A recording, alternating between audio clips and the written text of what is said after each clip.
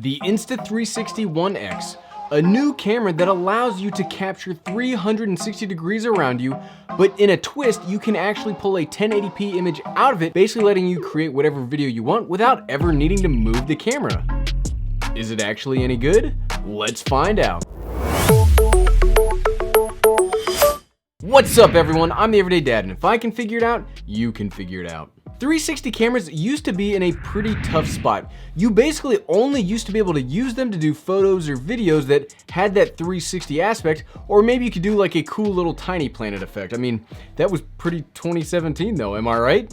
But what's cool about these new batch of 360 cameras, such as the GoPro Fusion and the Insta360 One and One X, is you can take that 360 video and pull a 16:9 aspect video from it. And that's very incredible and very useful if you're somebody that doesn't want to like figure out what you're recording on the fly. First up, I do want to thank the folks over at Insta360. They sent me this camera for free to make this series of videos on, so keep that in mind. They aren't paying me for this video, and if you remember my Insta360 One series, just because somebody sends me a product does not mean I'm going to end up recommending it. Insta360 markets the X as a direct competitor to the GoPro Hero 7 Black, which means today we're going to find out how many of the pillars of action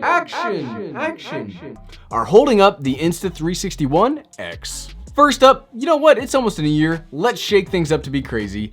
Decent, not perfect image quality. The Insta360 One X has dual cameras that are capable of recording 5.7K at 30 frames per second, 4K at 30 and 50 frames per second, and 3K at 100 frames per second. Now, when they say these resolution numbers, remember, this isn't a normal video that's a 16:9 ratio. Imagine the 5.7K is the entire sphere of the image quality, so you're not gonna get 5.7K or even 4K regular image. And I will mention one additional spec that we'll cover more here later in the video, but this also has their 6-axis flow state gyroscope stabilization. Like I mentioned earlier, I used the Insta360 One earlier in the year, and overall, I really enjoyed the camera. It was easy to use, it was easy to get that image you wanted. However, the image quality once you pulled out that 1080p image was pretty rough, and I wouldn't even call it 1080p. And this is coming from a guy that does not pixel peep action camera quality. I mean, it was bad. However, I think the X has pretty much corrected that. While I don't think it's as sharp or as clear as maybe my GoPro Hero 7 Black or my Osmo Pocket, you know, there's gonna be a video comparing the two coming out on Wednesday, you should definitely watch that. The image quality is actually okay. I mean, it's not the best, but again, for the ease of use of not needing to aim or move the camera at all, I think the image quality is actually quite decent and quite usable. Being able to have the camera stay in one spot, but being able to decide later how you want the actual video to look is amazing. And as these 360 cameras get better and better, the regular camera world will need to start looking over their shoulders nervously. What does my action camera give me over my cell phone? Not much. What does this give me over my cell phone? The ability to see everything and then reframe it later, and that's pretty powerful. The X also does have a few extra video modes that we'll talk about quickly, with the biggest one being bullet time. Yes, I think that's from The Matrix. You can buy an accessory pack with the X that gives you this big old tripod. But what this big old tripod gives you is the ability to swing the camera around and get some cool slow motion movement shots. But something else this could easily get used for is as an easy vlogging camera. So why not? Let's hop outside and do the most important of video/vlogging test. Welcome. So here's a vlogging test of the Insta360 One X. Now, one of the cool things just about 360 cameras in general, but the Insta360 cameras is, like we can see, I'm on the Osmo Pocket right here and it's face tracking me, but if you can see it, I think you can see it, the Insta360 is just doing its thing. Like, you just have it in one spot and you get to pick afterwards how you actually want that shot to look, which, you know, I guess it depends. Do you want something like the Osmo Pocket that will track your face for you, or do you want something that you get to decide afterwards? It's a little bit more work where you got to go into the app and do it, but as we'll see here when we talk about ease of use, using the app to track things like faces and to do vlogging stuff is actually incredibly easy.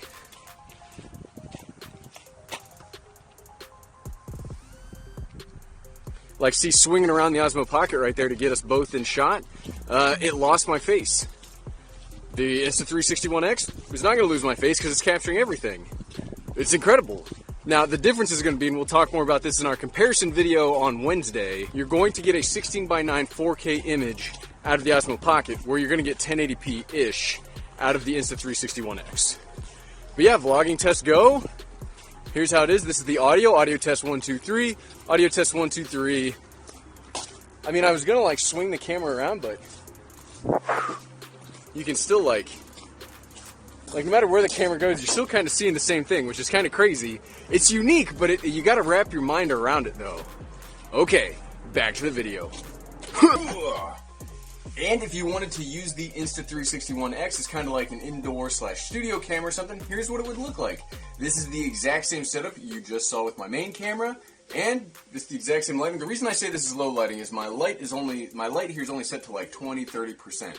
So this is pretty darn low light, and I mean you can see the lights in the background, but this is the image quality and this is the audio quality you can expect because we're doing both just straight up in camera. It's kind of weird knowing that the camera's capturing everything, but I get to decide afterwards what it's going to look like. There's probably going to be a little bit of movement in the video because I'm going to have it track my face, but since I never sit still because I fidget and I just had a whole bunch of coffee, because of that there's going to be some movement in the video as the camera keeps up with me.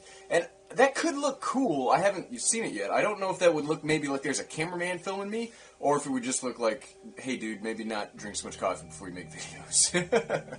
Okay, indoor studio test complete, back to the video. And since we've already started talking about it, let's hop right into the second pillar, stabilization. Something that's very interesting about 360 cameras, and this one in particular, is their ability to have 360 degrees of information to work with. Now, this is electronically stabilized. It doesn't have an optical image stabilization. So they use an algorithm, and this should give their algorithm a lot of leeway for that stabilization. Whereas the Osmo Pocket has a mechanical gimbal, and the GoPro Hero 7 Black also stabilizes electronically, but it only has one angle to use its algorithm for. That 360 degrees of information allows you to get much more stable footage. So while you're making the video on your phone, it won't look very stable because that's not the actual video, that's not the actual stabilization baked in. Once you export it, it will include the full stabilization, and actually it looks pretty darn good. Like legitimately, something I'm really impressed with this current generation of stabilized cameras is how awesome electronic stabilization is getting. I think the future of stabilization in cameras is electronic. Will it ever replace a fully balanced gimbal? No, but as we saw in the Hero 7 Black, like no kidding, electronic stabilization could even make big censored stuff like the camera we're filming on right now work a whole lot better. It doesn't have to be perfect, it just needs to be pretty good. And as the sensors get bigger and body sizes don't get that big, you don't have a lot of room to move the sensor for stuff like built-in IBIS like the Panasonic cameras have. So I think electronic is the future. Fight me. So we went out mountain bike riding today. Since my wrist is still kind of messed up, we didn't take it on the actual trails, but we did take it riding around a little bit, and having it on a chest harness and having it on the bike itself, I think it's pretty darn stable. I mean, like we saw in the vlogging test, it basically lets you bring this camera by itself to work, and that gets the big old thumbs up for me. I like gear that just works. Next up in the pillars is compatibility with GoPro style mounts and accessories. Well, generally that would work for something that's kind of shaped like a GoPro, and this isn't shaped like one at all. I mean, at least it has a tripod mount on the bottom. Osmo Pocket. Whew! That was an easy pillar. I really like it when we can move on. So let's move on. Fourthly, let's talk about durability. If you worry about breaking your camera, you won't take it out with you. So durability is hugely important when it comes to action cameras. Without durability, I mean, let's say it all together, you just have a crappy fisheye distorted point and shoot camera that it's basically useless. But that's not a one-for-one comparison, as this is a dual camera 360 degree system. So the physical construction of the X feels pretty darn good. It's coated in a very nice rubber case and has a couple of very nice, easy to use physical buttons on the front. But when it comes to action cameras, this doesn't rank too high up on the durability category. It's got an open SD card slot on the bottom, its USB port isn't covered, it's open to the elements, and I don't see any gaskets or anything surrounding the 1200 milliamp hour battery. Like, it's just open, and that means that's not good. For general use, maybe to use it as a vlogging camera, that's fine, but for serious action, I'm gonna have to decrement the camera's usefulness. Mud, dirt, grime, all sorts of gross stuff can get in here and ruin your camera and just your day in general. There is a dive house you can buy to increase the durability, but it's 90 bucks. Put that on top of the current $399 price tag, and now we're getting into some red lines of recommendation, because you're getting into like some legitimate cameras at that point. Fifthly, and the one that's most important to me, and especially in this video, ease of use. This is the most unique and I think the biggest strength of 360 cameras in general. One of the things that I talk about regularly is there are two parts of ease of use. You have what you have to do to get the camera set up before you hit record, and then after you hit record, how easy is it to get the footage you want out of your camera?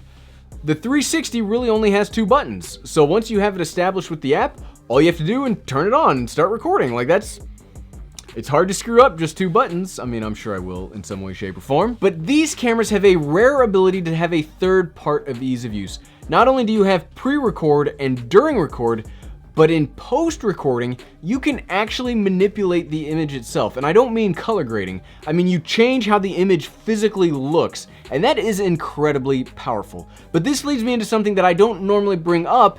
I don't normally talk about the camera apps here in my videos because I think a camera should stand up by itself. But we would be seriously remiss without showing the video capture abilities of the Insta360 One X app. The app is most of what a camera like this is sold on. Like we previously mentioned, you just place this in one spot and pick afterwards how you want the framing to really look. Now, while it does come with a computer cable, I can't find any kind of computer editing software, so besides just charging this with your computer, you'll be doing the editing primarily on your phone. Now, the app is really darn easy to use, and for brevity's sake, I'll show you really quickly how we edited the vlogging test we already saw. Once you have the video downloaded from the camera to your phone, all you need to do is rotate around to the face or whatever you want to track, make sure you have the right aspect ratio, hold on that feature, and then hit this track button. You just let it render and you're done. Yes, it's seriously easy. Then all you do is you simply export it to your photos, and if you have an iPhone like I do, you can just airdrop it to your editing rig. Like, that is so much easier than the original Insta360 One I tried earlier in the year. That camera crashed all the time, had some significant amount of bugs, and the image quality wasn't that great. So I am really impressed by what they've done with the X. For as complicated as getting a single 16:9 framed video out of infinity coverage, like that sounds really complicated, but they made it super easy to achieve with just this camera and your phone. So what, right? So should you get an Insta360 One X? If you are looking for an easy solution to not actually having to like record something or frame your video with a camera, you know, if you don't want to do that from now on, then I'd say yeah, go ahead and give it a shot. It's expensive for what it does, but it's got great stabilization, and it makes it easy to have peace of mind about your video capture. You don't have to worry about it. You will have captured everything that you can fix later. However, if you want the crispiest, best looking image, I wouldn't go with the X. It will give you that roughly 1080p capture if you want to do a normal looking shot, and that's a lot to pay for 1080p. There are other cameras around there at the same price point that will give you much better image quality, except, you know, at that point you'll actually have to point your camera at something. And we will compare those on Wednesday. Thanks for watching.